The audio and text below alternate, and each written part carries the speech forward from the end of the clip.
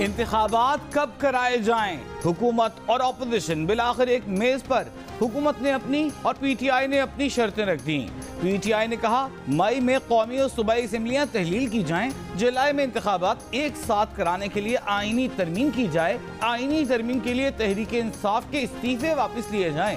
इससे पहले वज़ीर आज़म शहबाज शरीफ वाज़ेह कर चुके कि बातचीत का 1 पॉइंट एजेंडा होगा और वो ये कि पूरे मुल्क में एक दिन शफाफ इलेक्शन हो।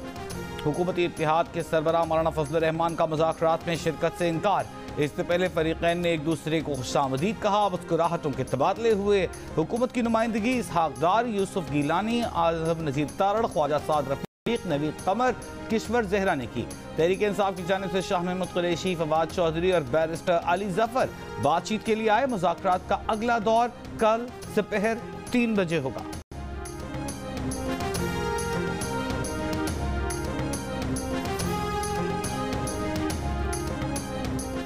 अदालत मुज़ाकरात पर मजबूर नहीं कर सकती, सिर्फ आइन पर अमल चाहती है ताकि तनाज़े का हल निकले।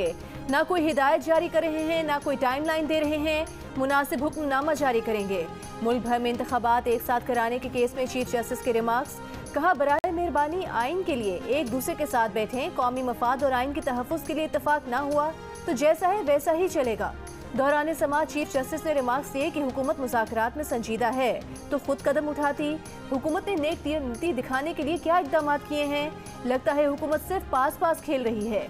पीपल्स पार्टी के वकील फारूक एच नाइक ने अदालत को बताया कि तमाम हुकूमती इत्तेहादी जमातें पीटीआई से मुज़ाकरात पर आमादा हैं। सियासी इशू है, इसलिए सियासी कायदीन को ही मसला हल करने दिया जाए।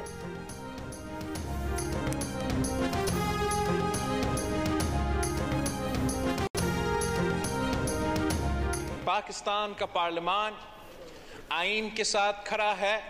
पाकिस्तान की पार्लिमान जमहूरियत के साथ खड़ा है।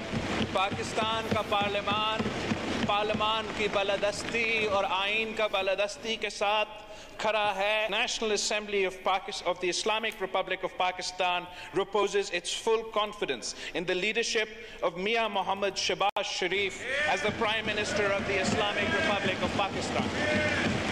180 members rose in favor of the resolution and the resolution is passed.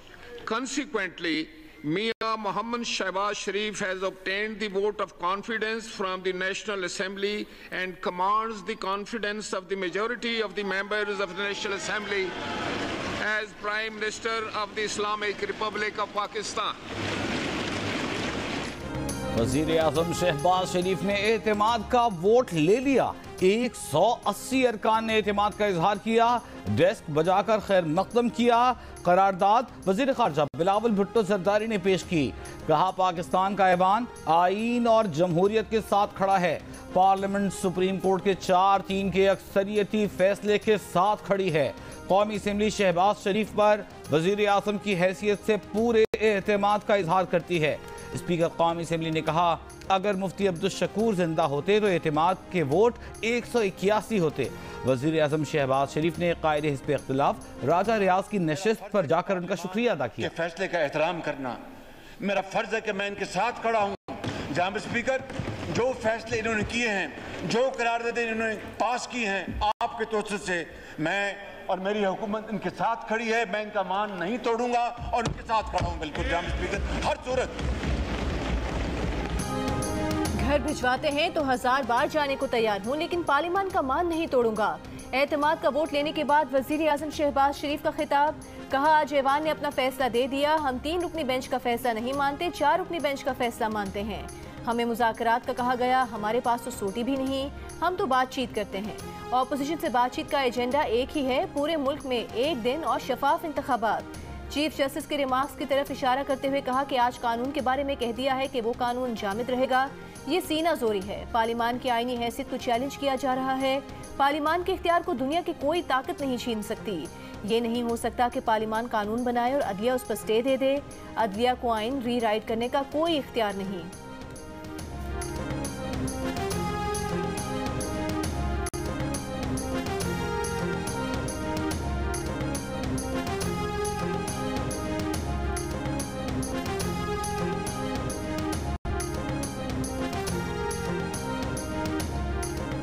कि एक तरफ आप लोग सियासतदान आपस में बात करें, आप आपस में तय करें, हमारा फैसला अपनी जगह पर है।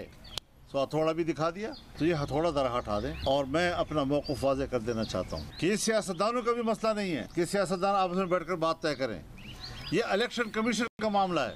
लेकिन अगर सेनेट के अंदर वज़ीर-ए-आज़म समझते हैं कि ये बात होनी चाहिए, तो वफाक़ पाकिस्तान का एक इदारा है, ताहम हम उसका हिस्सा फिर भी अपने उसूल के तहत नहीं बन रहे।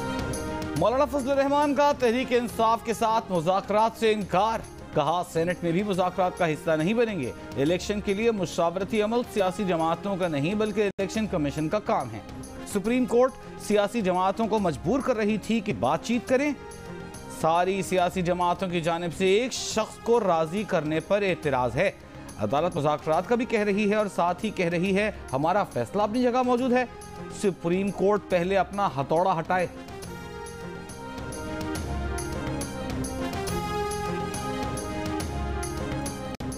कौमी असम्बली ने इंतखाबात के लिए 21 अरब रुपए जारी करने की एक और तहरीक मुस्तरद कर दी। तहरीक पेश करने वाले वफाकी वज़ीर ख्वाजा आसिफ ने कहा कि 3 जज जो PTI की सहूलतकारी कर रहे हैं उनका कोई फैसला मंजूर नहीं, हमें 4-3 का फैसला मंजूर है। वज़ीर आज़म साहब आपने सीट नहीं छोड़नी। अख्तर मेंगल ने कहा कि ये बात 1947 से अब तक तय नहीं की गई कि मुल्क में सुप्रीम कौन है। अदलिया अपने दायरेकार में रहते हुए फैसले करे तो मुल्क चल सकता है। JUI के रहनुमा मौलाना असद महमूद ने कहा वज़ीर आज़म साहब आपको कोई घर नहीं भेज सकता। वज़ीर आज़म मुज़ाकरात की बात न करते तो PTI को मुंह तोड़ जवाब देते। वज़ीर आज़म साहब फितने की इस्लाह नहीं होती, फितने का सर कुचला जाता है।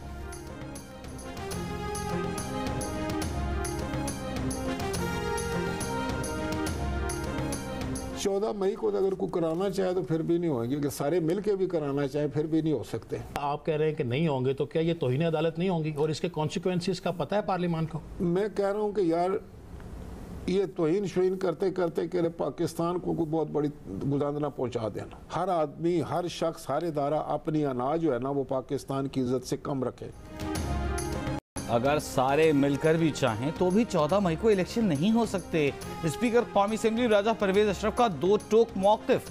जियो न्यूज़ को इंटरव्यू में कहा सबसे गुजारिश है कि तौहीन शौहीन के मामलात से बाहर निकलें। हर शख्स अपनी अना को पाकिस्तान की इज्जत से कम रखे, कहीं पाकिस्तान किसी बड़े नुकसान से दो चार ना हो जाए। आइन बड़ा क्लियर है कि इख्तियारात सिर्फ पार्लियामान के पास हैं। पार्लियामान के मेंबरान की सोच की अक्कासी करते हुए चीफ जस्टिस को खत लिखा। तहरीक इंसाफ के रहनुमा फवाद चौधरी ने कहा है कि हुकूमत और अपोजिशन के मुज़ाकरात लंबे नहीं चल सकते, 2 या 3 दिन में फैसला कर लें, क्योंकि खैबर पख्तूनख्वा और पंजाब की 75% आबादी गैर नुमाइंदा हुकूमतों के तहत हैं। शेख रशीद बोले मुज़ाकरात वक्त ज़ाया करने की साजिश है, मुज़ाकरात से कोई नतीजा नहीं निकलेगा। स्पीकर का खत अदलिया को खुलम खुला धमकी है। शाह महमूद कुरैशी ने सुप्रीम कोर्ट में पार्लियामेंट की शिकायत लगा दी। चीफ जस्टिस को बुध के रोज की कार्रवाई से आगाह करने की कोशिश की। चीफ जस्टिस ने कहा सियासी बातें छोड़ें। फिर शाह महमूद कुरैशी ने कहा कि वो मुज़ाकरात से मुताल्लिक अपनी तजवीज़ सिर्फ चीफ जस्टिस से शेयर करना चाहते हैं। चीफ जस्टिस ने उनकी तजवीज़ सुनने से भी इनकार कर दिया। शाह महमूद कुरैशी ने कहा कि हुकूमत में आज भी मुज़ाकरात पर इत्तेफाक राय नहीं। 3 रुकनी बेंच में समाअत के दौरान सिर्फ चीफ जस्टिस बोले। जस्टिस एजाजुल एहसन और जस्टिस मुनीर अख्तर बिल्कुल खामोश रहे।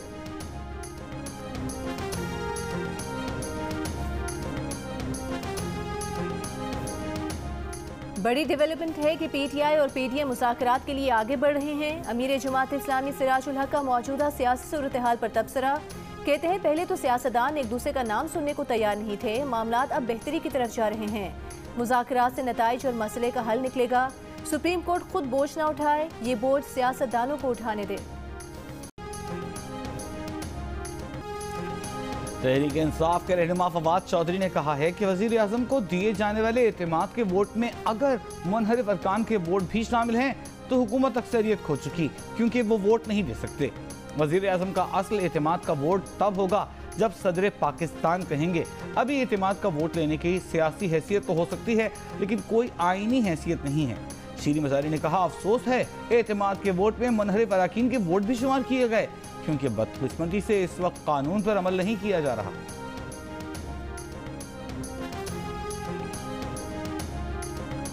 ऑपोजिशन में बैठे पीटीआई अरकान ने हमें वोट नहीं दिया, वो अपनी नशिस्तों पर बैठे रहे। वजीर दाखिला राना सनाउल्लाह का फवाद चौधरी और शीरी मजारी के बयानात पर रद्द-ए-अमल। कहा पीटीआई के वोट कोई और पूरे करता था, इसलिए फवाद चौधरी और शीरी मजारी की गिनती कमजोर है। हुक्मरान जमातों के वोटों की तादाद 180 है। वोट चोर ऐवान से बाहर निकलकर अब दुरुस्त गिनती गिनने के काबिल भी नहीं रहे।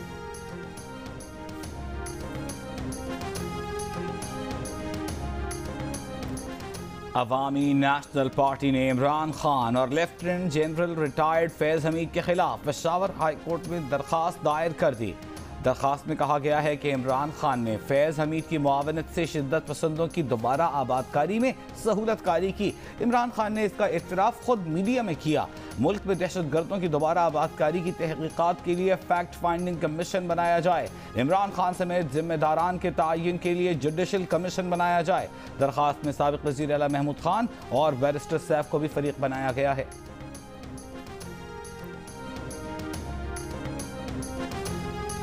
अगर इमरान खान शामिल तफ्तीश नहीं हो रहे तो नैब कानून के मुताबिक कार्रवाई का मजाज है।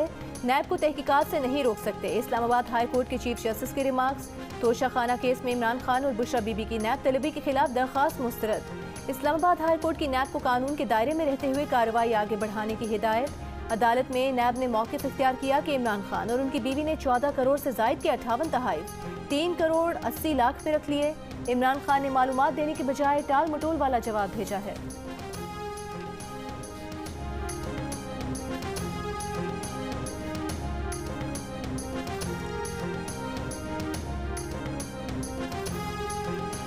इमरान खान और बुशरा बीबी के खिलाफ गैर शरई निकाह के केस में इमरान खान के करीबी साथी और निकाह में गवाह ओन चौधरी का बयान कलमबंद होगा भी या नहीं। दरख्वास्त पर महफूज फैसला मौखर 4 मई को सुनाया जाएगा। सीनियर सिविल जज के रुख्सत पर होने के बायस आज महफूज फैसला भी ना सुनाया जा सका। अदालती अमले के मुताबिक सीनियर जज 2 मई तक रुख्सत पर हैं।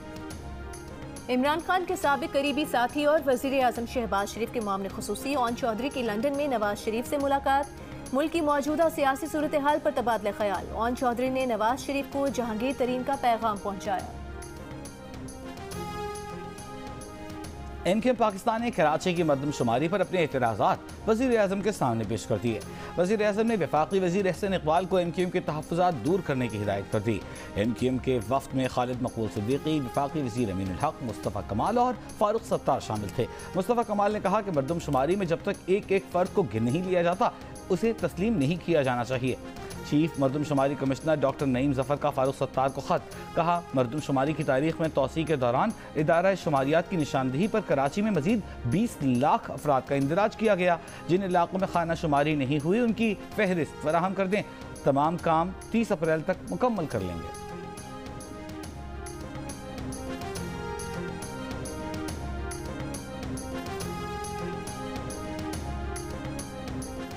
मुल्क में मंकी पॉक्स फैलने का खदशा। कौमी इदारा सेहत इस्लामाबाद ने आलमी इदारा सेहत से तकनीकी मामला तलब कर ली। WHO से मंकी पॉक्स वैक्सीन हासिल करने का फैसला। हुकाम का कहना है कि हिफाजती सामान और front line health care workers को वैक्सीन लगाई जाएगी। कराची में मंकी पॉक्स का कोई केस सामने नहीं आया। एयरपोर्ट पर मुसाफिर में बीमारी की अलामात की इत्तला में सदाकत नहीं। वज़ीर सेहत सिंध की तरदीद। कहा एयरपोर्ट इंतजामिया को तस्दीक के बगैर इत्तला जारी करने का इख्तियार नहीं। लाहौर में फोकल पर्सन डॉक्टर ज़फ़िशां के मुताबिक वायरस को टेस्ट करने की किट्स पंजाब में मौजूद हैं। बीमारी बच्चों के अलावा कम क़ुव्वत मुदाफ़ियत वाले अफराद पर भी असरअंदाज होती है। मुतासिर अफराद में पहले बुखार और 4 रोज़ बाद जिस्म पर सुर्ख धब्बे पड़ते हैं, फिर पीप वाले छाले बनते हैं। मुतासिर अफराद को ठीक होने में 7 से 9 दिन लगते हैं। मुतासिर अफराद के छालों को हाथ लगाने से वायरस फैलता है। कराची से लाहौर जाने वाली कराची एक्सप्रेस में लगने वाली आग 7 जिंदगियां ले गई। मय्यतें नाकाबिले शनाख्त, एक खातून और 4 बच्चों का ताल्लुक एक ही खानदान से निकला। रेलवे हुकाम के मुताबिक रात को बिजनेस क्लास में आग अचानक भड़क उठी। हादसे के वक्त बेशतर मुसाफिर सो रहे थे। कुछ मुसाफिरों ने चलती ट्रेन से छलांग लगाई। आग कैसे लगी, क्या वजह बनी, अब तक पता न चल सका। 5 घंटे बाद अब ट्रैक को बहाल कर दिया गया। रेस्क्यू ऑपरेशन मुकम्मल।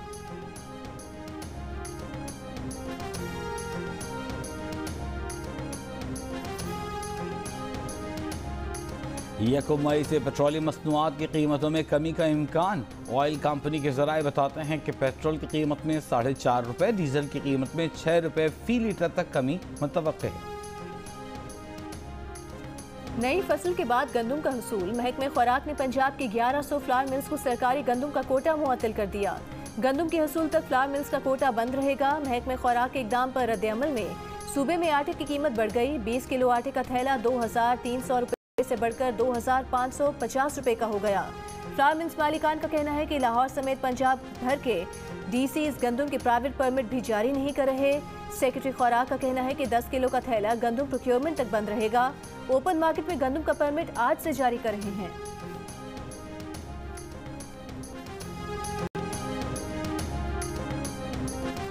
खैबर के इलाके तीराह में दहशत गर्दों से झड़प के दौरान शहीद होने वाले सिपाही बासित अली और वकास अली शाह की नमाज जनाजा अदा कर दी गई। फौजी एजाज के साथ सिपुर्द खाक। जनाजे में रिटायर्ड और हाजिर सर्विस फौजी और सिविल अफसरान और शहदा के अजीज व अकारिब की शिरकत। ISPR के मुताबिक साथियों की कुर्बानियाँ दहशत गर्दी के खिलाफ अज़्म मजीद मजबूत करती हैं। दोनों सिपाहियों ने 25 अप्रैल को जाम शहादत नोश किया था।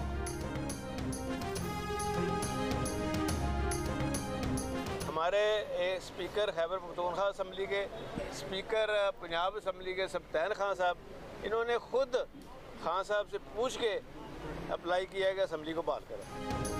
तहरीक इंसाफ के सदर चौधरी परवेज इलाही का कहना है कि स्पीकर खैबर पख्तूनख्वा असम्बली और स्पीकर पंजाब असम्बली ने इमरान खान से पूछकर असम्बली की बहाली का कहा है। शरीफ खानदान सिर्फ इंतकाम लेने आया है, ये अवाम का कोई भला नहीं कर रहे। लाहौर की एंटी करप्शन अदालत ने साबिक वज़ीर आला पंजाब परवेज इलाही के खिलाफ 12.5 करोड़ रुपए की करप्शन के मुकदमे में अबूरी जमानत में कल तक तौसी कर दी। दरख्वास्त जमानत पर फैसला कल सुनाया जाएगा।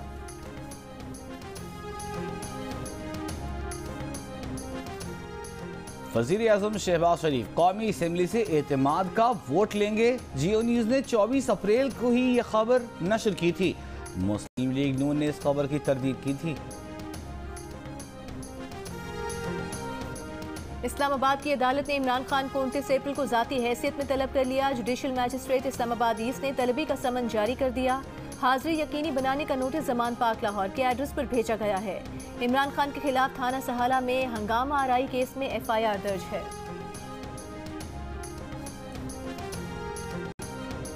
इमरान खान के खिलाफ तोशाखाना केस की समाअत करने वाले एडिशनल सेशन जज जफर इकबाल का तबादला ईस्ट जोन कर दिया गया। जफर इकबाल की जगह एडिशनल सेशन जज हुमायूं दिलावर तोशाखाना केस की समाअत 29 अप्रैल को करेंगे। वज़ीर आज़म शहबाज शरीफ का चीनी हम मनसब से टेलीफोन पर राबता। शहबाज शरीफ ने चीनी वज़ीर आज़म को इलेक्शन जीतने पर मुबारकबाद दी। One China policy, Tibet, Hong Kong और साउथ चाइना समुद्र के मामलात पर चीन की हिमायत का इजहार। एलामिया के मुताबिक चीनी वज़ीर आज़म ने कहा कि चीन पाकिस्तान की कौमी तरक्की, सलामती और यकजहती के लिए ताउन जारी रखेगा। आज से 5 मई तक मुल्क के बेशतर इलाकों में गरज चमक के साथ बारिश, ज़्यादाबारी, आंधी की पेशनगोई। कराची में आज रात हल्की बारिश, कल दोपहर से शाम तक मुअतदिल और तेज़ बारिश का इम्कान। कहीं कहीं ज़्यादाबारी भी हो सकती है।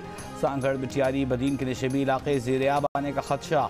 खैबर पख्तूनख्वा, बलूचिस्तान, गिलगित कश्मीर, पाक अफगान सरहदी इलाकों में भी आइंदा 24 घंटों के दौरान शदीद बारिश का इम्कान। वफाकी वज़ीर शेर रहमान की मुताल्लिक़ा इदारों को अलर्ट रहने की हिदायत।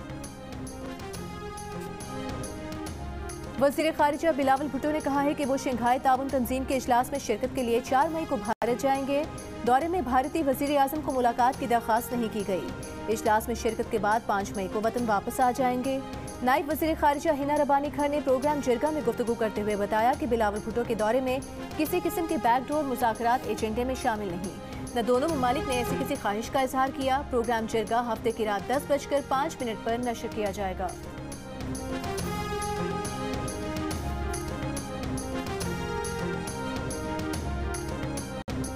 इक़्तिदार के लिए जंग ज़दा सूडान से 400 मुतासरीन को लेकर फ्रांसीसी बहरी जहाज जद्दा की बंदरगाह पहुंच गया।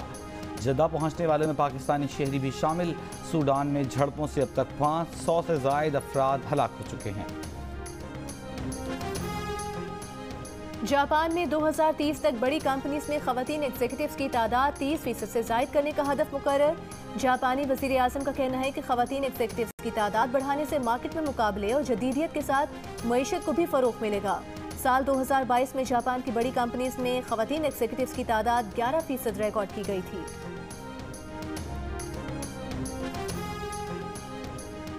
जिला लसपेला में वाक़ तारीखी हंगलाज माता मंदिर के 3 रोज़ा सालाना मेले का आगाज कल होगा। दूर दराज इलाकों से हिंदू यात्री मजहबी रसूमात की अदाई के लिए लसपेला पहुंच रहे हैं।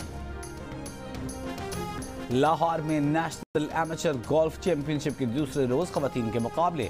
लेडीज इवेंट में 18 गोल्फर्स मद्दे मुकाबिल। कतर से ताल्लुक रखने वाली 2 खवातीन गोल्फर्स भी हिस्सा ले रही हैं। और एर्लिंग हॉलैंड का 33वां गोल मोहम्मद सलाह को पीछे छोड़ दिया। इंग्लिश प्रीमियर लीग में मैनचेस्टर सिटी ने आर्सेनल को 4-1 से हरा दिया। हार के बावजूद आर्सेनल पॉइंट्स टेबल पर पहले और मैनचेस्टर सिटी दूसरे नंबर पर मौजूद।